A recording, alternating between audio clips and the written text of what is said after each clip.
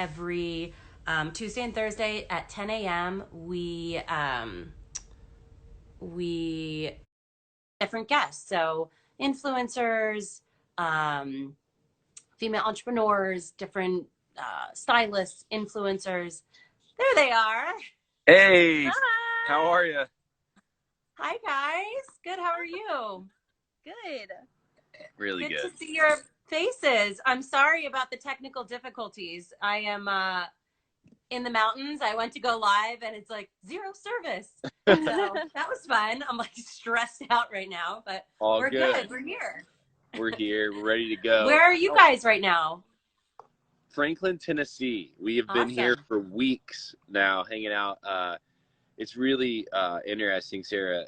We're at Jess's family's house, and her older brother is home with his wife because they're house searching.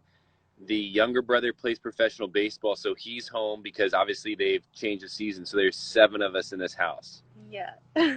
Wow. So are you guys, well, I know you're starting TikToks, but what else are you guys doing every day? Yeah, Ben's TikTok game has just been fire this quarantine. That's been the biggest thing.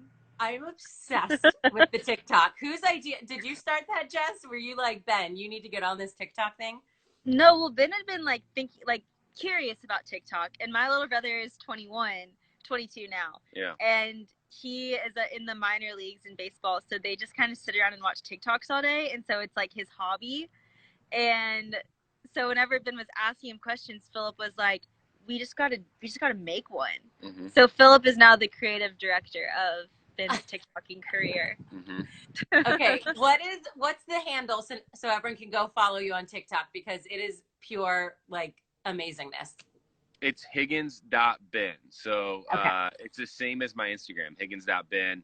You can come follow. You're going to see a lot of dance moves that you'd want to replicate in your own home. Mm-hmm. I get it. Simple, easy, accessible. Yeah. Yeah. I love it. Everyone's saying you guys are a little blurry. Do you know what's happening? Are you guys in a good signal area? We thought so. Let's walk inside and see if it's better. Super better. There's people in the kitchen, so hopefully it's not loud. Okay. Isn't this new realm of like production interesting? Does this get any better? Is it any better? Hope. I seriously hope, because I like stress out. I don't do this often, so I'm like stressing out that it goes live and everything's perfect, and then of course things happen like this morning. I think this is a little better. Yeah. Okay, perfect. It's Maybe our best option right now. Feels better. It's a little blurry, but hopefully it'll come back into focus. Okay, so thank you guys for being on our first week of Coffee Talk at Home, work from home. We're all just trying to figure out, with all the craziness happening, it's like our new normal. So we're trying to bring in different people that we find super interesting and chat with them about how like their businesses have changed and how life has changed. So I have a couple of questions for you guys if you want to dive in. Love to. Okay. So I guess first, you guys are quarantined together and you got engaged during quarantine. So what is your have you created a new current at home routine? Do you have one? Like, take us through a day in the life now that you're on lockdown. I mean, for us, for me, it's looked a lot different just from my life before, because I was on tour when this started. So I was living in a tour bus for the last 2 months, and then the quarantine happened and we moved into a house. And so a few elements changed for me. One, I wasn't moving down a highway through the course of an evening. And second, Sarah, I haven't traveled in a month and a half on a plane. And I don't think that's been the case for me. And like, even before the show, I was working in sales, and so I was gone. So like, for me, it's slowed down a lot. And that's been really great. Yeah, and I think we just have never spent like this much uninterrupted time together. So we've never really had a routine of like a day-to-day, weekly thing being together. So really our days are just wake up, work out, work separately, and come back together in the evening. That's nice. I know. For me, it's the same. I'm like, wow, I haven't spent this much time with my daughter and my husband. Like, Yeah. it's kind of nice. It's like a silver lining with everything going on.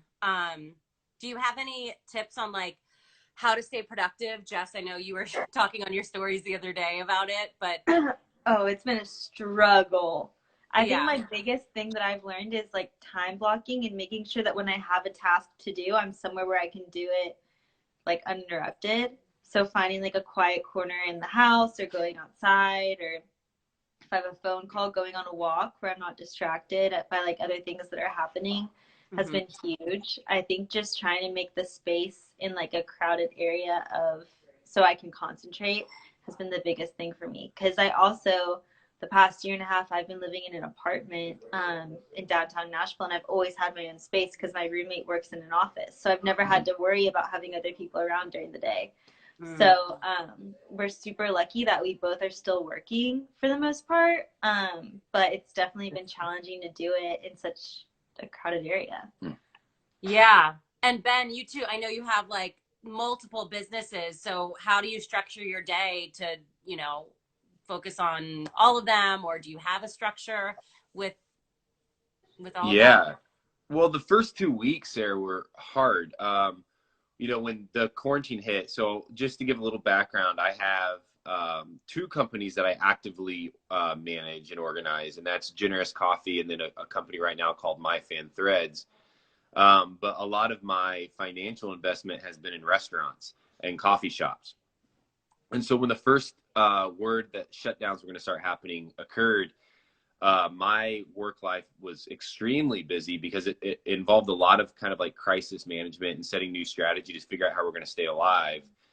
And then that once the restaurants have slowed down and once the coffee shops kind of closed its doors, then it became about how do we keep our employees around if we can.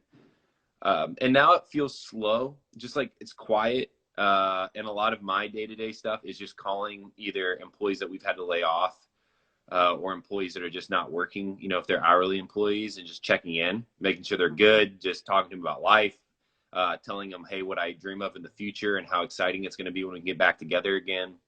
Mm-hmm. And I'd say a lot of that happens on walks. Like I love making a phone call when I'm walking because it helps me stay calm and less stressed. And it also helps me stay less distracted. So a lot of my work right now is just taking a walk and calling people who I love and care about and who unfortunately have probably lost their jobs during this time to just check in. That's great. That's a great tip because so many people obviously are affected by this. Mm-hmm. What's going on with your restaurants and coffee shops? Are they doing carry out, or what's kind of the status there? Yeah. Well, we'll start with the worst. The coffee Okay. shops have really taken a beating. Um, we closed down one. I don't know for how long. It could be indefinitely. That was a one that I really cared about. It was in downtown Denver, and we had some amazing baristas, but they get it. Like there's no hard feelings, but we couldn't keep it open if nobody's coming in, and so the other one is in Golden, Colorado, and that one we actually turned into like a grocery store, like a marketplace, so we could stay open and get food and groceries and necessities out to people. And that one's doing fine. We're gonna be fine. It's not been easy, but we're gonna keep it alive, and it's gonna make it through this, hopefully. The restaurants, I have 3 restaurants, and it's been incredible. And I say this to I am just an investor. I do very little when it comes to any type of operations or management, but I try to stay up on it. 3 restaurant groups in Denver, 3 of the biggest, have joined together right now, and our restaurants are included in that. And they've consolidated their goods and their staff, and they're feeding 5,000 meals a day right now to people in need who are homeless or hurting, who have lost jobs, and our restaurants are a part of that. And so That's a big um, thing. it's great. We're still open for delivery and pickup. So one of our restaurants we have 10 in total. And so one of them is doing that full service, and the other one is open for more of a necessities kitchen for those who are hurting. And it has been an incredible experience. And I also think I talked to the owner last night, and he said one of the best takeaways is, we all got kind of like comfortable in how well the restaurants were doing. Mm-hmm. And he's seeing in the staff an appreciation and gratitude for what true chaos can look like. And so I believe our staff is going to be better coming out of it with a better perspective. Yeah. Yeah. It's hard when you're in the middle of it, but I'm sure at the end it will, prevail. Yeah. I mean, for my business too, I look back and I'm like, thank God Simply was acquired, because we were an events focused business really to start. And if one event would have been canceled, we would have been completely out of business. So I think a learning for everyone is diversifying and partnering, like you got your restaurant is, and finding good strategic partners. So you're not focused in just one area that could, completely be irrelevant. So, okay, cool. And then, so you have that. How's Generous doing, and how can people support that during these times? Well, Generous's online sales have been better than ever. And a lot of that is because of the advocacy that the team is doing. So a lot of the call to action from me to the staff is get out there and talk about Generous, share what the Generous story is. And in short, Generous is a coffee company. So people are stuck at home. They have to make their own coffee. We do sell specialty grade coffee. And so telling people to go to generouscoffee.com and buy their coffee, because 100% of the profits are being donated to people and organizations in need. In addition to that, Sarah, I don't know if you've seen, but on Wednesday and Sunday nights, I've started my own little show called Hope Still Wins. Jessica Clarke is a beautiful person inside and out. She was my very first guest last Sunday. And in addition to that, we started a t-shirt company because we had purchased a print-on-demand t-shirt machine. And we started a company called My Fan Threads. And then all of the t-shirts from that are going to go to people and organizations in need too. So we're just trying right now to figure out ways not only to keep our doors open so we can pay our staff, mostly we're not doing any strategic growth moves, but just to keep our doors open. And then in addition to that, figuring out the margin to donate to people who we have been associated with who are hurting right now. And so Generous Coffee is doing fine. I would love for anybody out there watching to go buy Generous Coffee or go check it out. And then if you want a t-shirt to be a part of the cause, I'm actually wearing one. Yay! That's my favorite. Yeah, you can go to myfanthreads.com, and Jess and I have been working on that. Awesome. And then Generous is generouscoffee.com? Yep, for exactly. People to buy the coffee. Okay, awesome. And then I guess obviously Simply is very social media focused. So in terms of social right now, what are your takes on what to talk about, what not to talk about? Are you I know you guys always talk about so many great charitable efforts. Are you what's kind of your take on social media with the current climate right now? Yeah. I think a big thing is trying to keep life feeling normal for me. So still, my business is wellness focused. So still focusing on encouraging people to move and go about kind of a workout routine. And we are in strange times, but let's adapt and let's keep our language positive and talk about what we can be doing instead of what's restricting us. And just trying to promote smaller businesses that need, some sales so they can keep their doors open once everything opens up again. So directing people to online stores. But really mainly I try to keep my socials as positive as possible. And I've really been trying to focus on watching my language, especially this week. That's been my main focus of what can you do instead of what are you restricted from. I love that. Yeah, that's great. And I mean, I completely agree with Jess. And I think for me, it's been to simplify the chaos in a sense. And so it was spending some time really understanding where the problem lies in this. And the universal connection point is that if you've been affected by the virus, which most of us have at some level, some worse than others, but I don't know if it's helpful at all to be comparing here, is that there's pain. We have a shared pain and a shared fear and a shared confusion. And so communicating that you're not alone in that pain and fear and confusion, that's a message that, I would be sharing if I had 10 followers or if I had 1 million, was if one person can feel less alone from a post or a story that I do or something like this, one, I feel like it was worth it. And two, I know it's helpful because I need that. And two is really, as we're locked inside, I would hope that even in the midst of pain, we can still search for joy, and it's doing things that are fun, like a TikTok, and having a few drinks and putting a tiger mask on and seeing where it takes me. Like, I'm into it. If it's weird, it's weird. Or, Sarah, it's growing a mustache that Yes. that I typically would never be able to do because of well, I get paid to be on stage, and so this is part of that. Yeah, it's just at this as much as it is about confronting the chaos and the fear, it's confronting the joy that still lies beneath. Mm-hmm.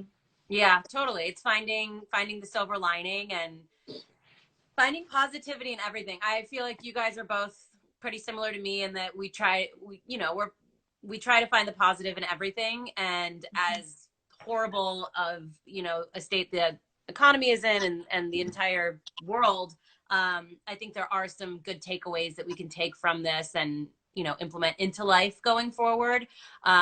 Whether that's just like the travel, I'm with you. Like, yeah, it's kind of nice not being on a plane and just being still. I feel like we're in generations, like our parents' generation or grandparents, where it was like you do one big trip a year, you're not busy going all over the place, and just really focusing on you, your family, and what's really important. So I like that.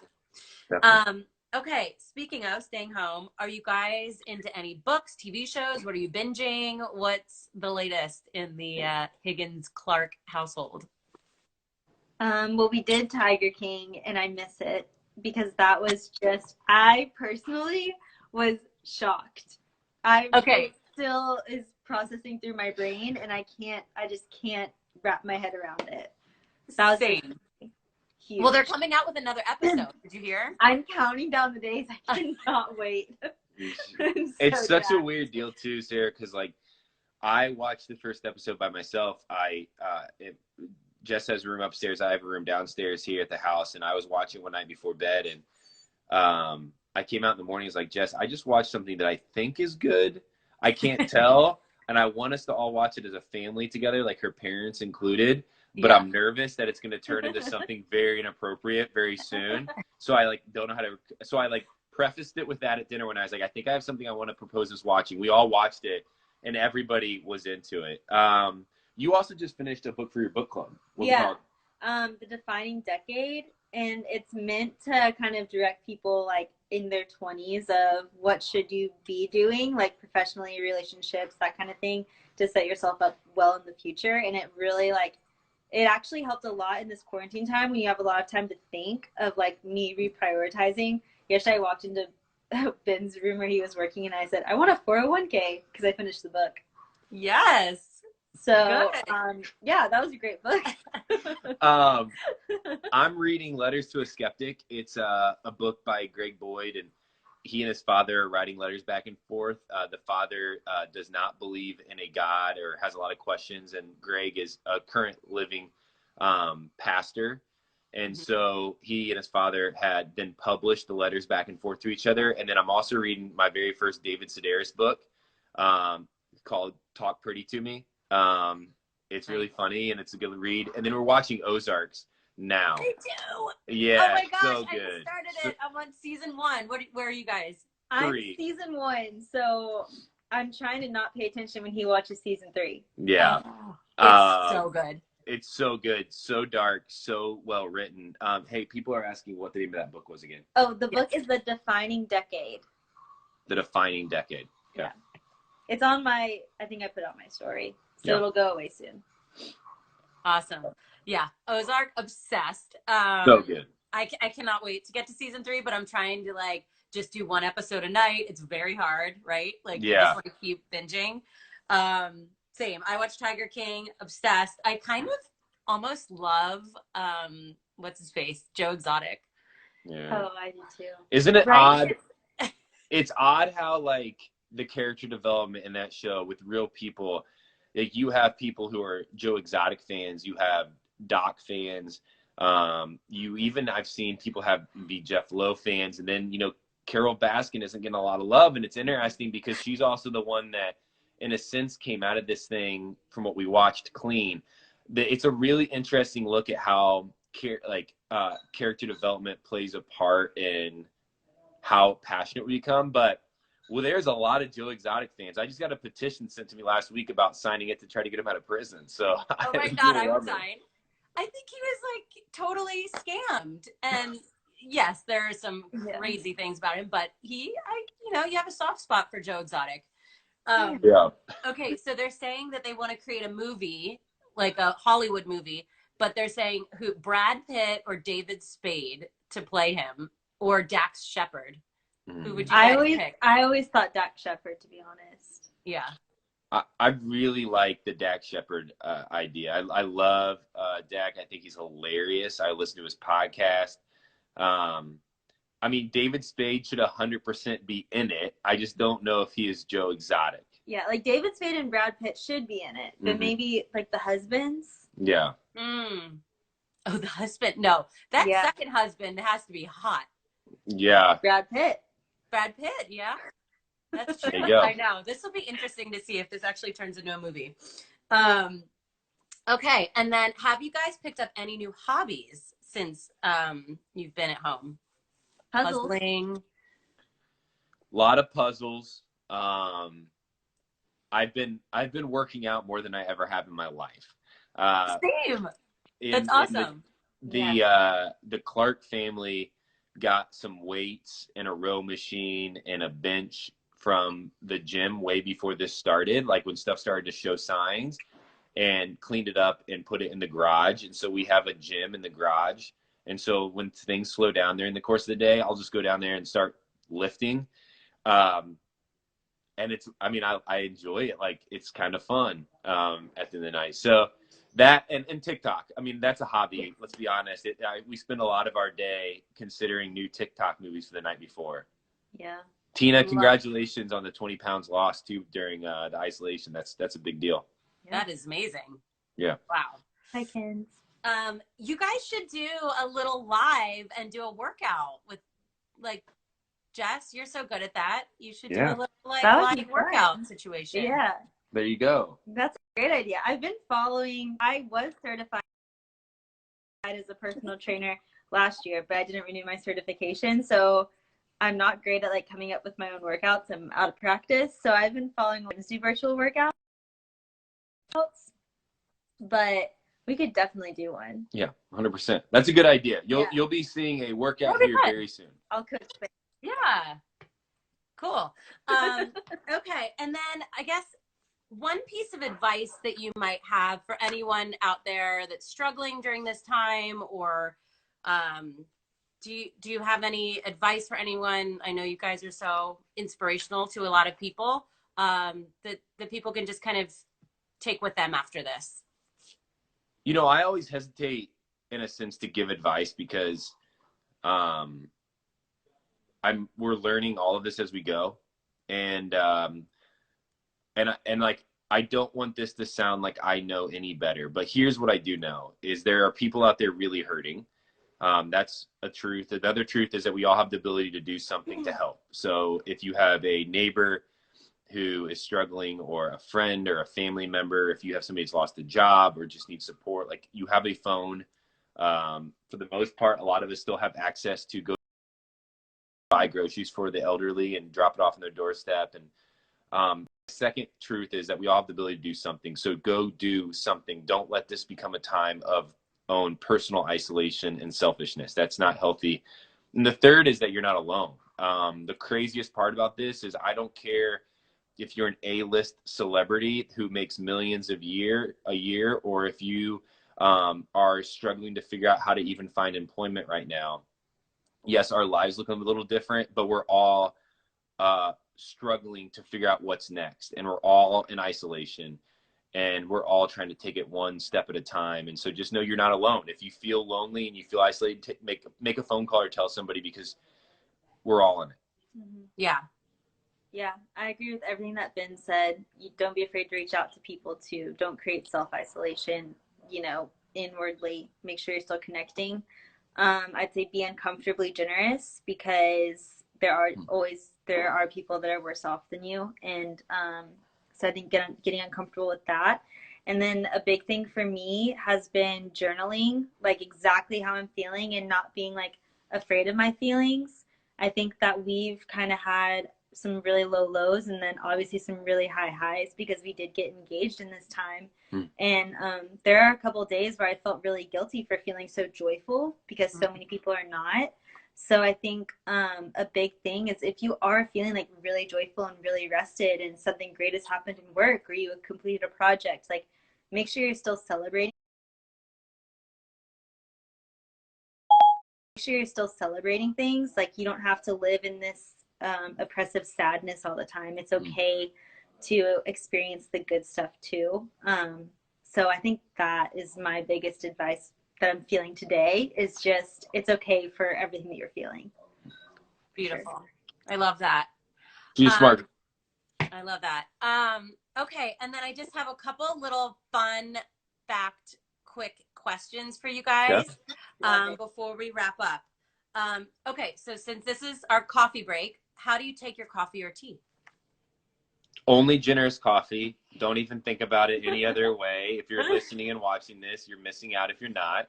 You're going to drink coffee anyways. Why not make it life-changing coffee? Yes, you heard me. And it's black. Like, it doesn't need anything in it. Jess, what kind of coffee do you drink? I drink exclusively generous coffee. I think we make probably 18 cups of it a day in this house. We drink it like water in the mornings. But I put collagen powder in mine. I actually put chocolate collagen powder in it. So it's like almost a mocha. And then I use a hand frother. I love it. Nice. Okay. What are your outfit details today on this lovely quarantine day? Yeah, you know, the most comfortable t-shirt that we found is from My Fan Threads. It's the Hope Still Wins t-shirt. All the, you know, it just happens that all the profits go back to organizations and people in need. There's a bunch of different designs. They've done a great job at really diversifying their options.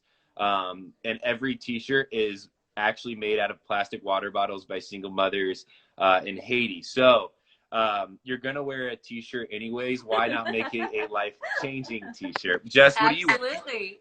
Normally I am wearing my Hope is Contagious and Hope Still Wins t-shirt, but today we went for a lighter look with a tank top and some gray sweatpants and of course my slippers. They're so cute. Where are those slippers from? Amazon. No. I honestly don't know the brand. There isn't a brand on them. There's no brand on them.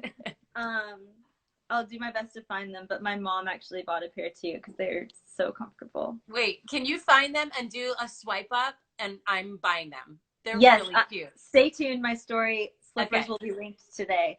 Okay, perfect. Okay, can you each share one fun fact about yourself that most people probably don't know? Yeah, definitely. I just started this the other day, actually. Do you know one right now? For myself? Yeah.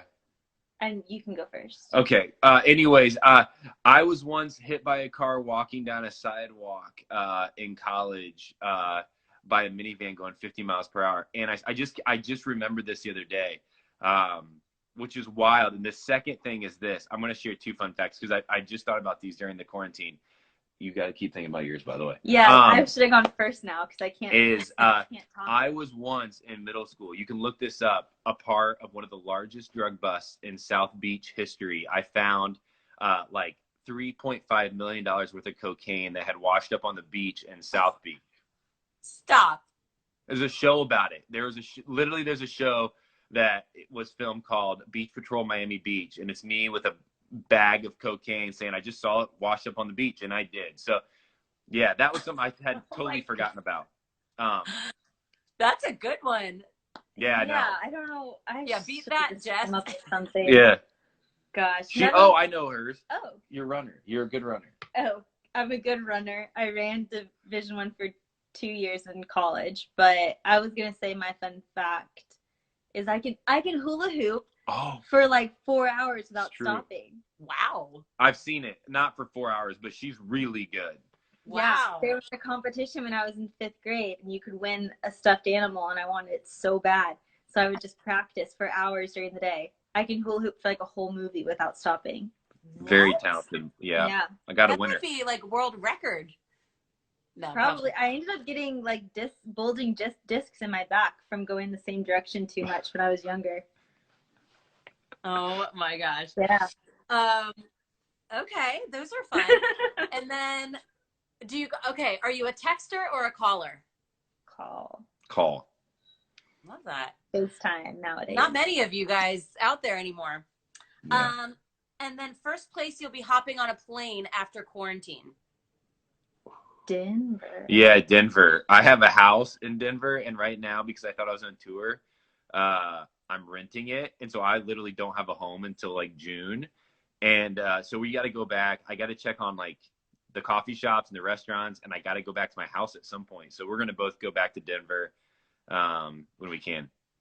Nice. And then we'll end it with your life mantra.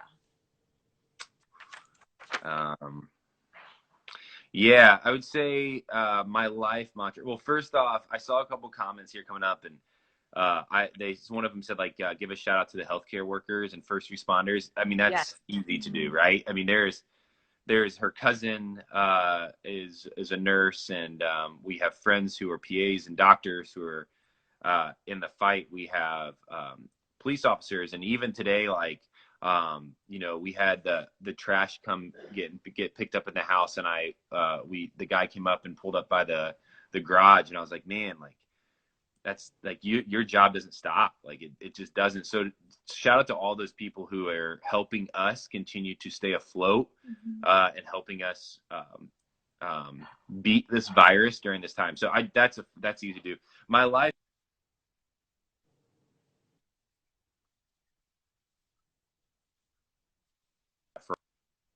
And so just realizing that when I look at somebody, no matter if they look really great and they look like they're flourishing, to realize that their story could be that, or it could be different, and waiting to hear their story before I assume. I think mine is rejoice always. I have like a little Bible verse in my Instagram. That's what it says. And I think especially right now, like finding ways to rejoice, even in little victories, like making your coffee perfectly or something like that. I think that's my big one. And if you want perfect coffee, go to generouscoffee.com. Yeah. Definitely. This was so fun. It made my day this much happier, and you guys are beautiful and inside and out. So I appreciate you both being on here, and thank you. Hey, thanks for thinking thanks, of us. Sarah. Thanks, everybody. Yep. See ya. Have a great day. You too. Bye.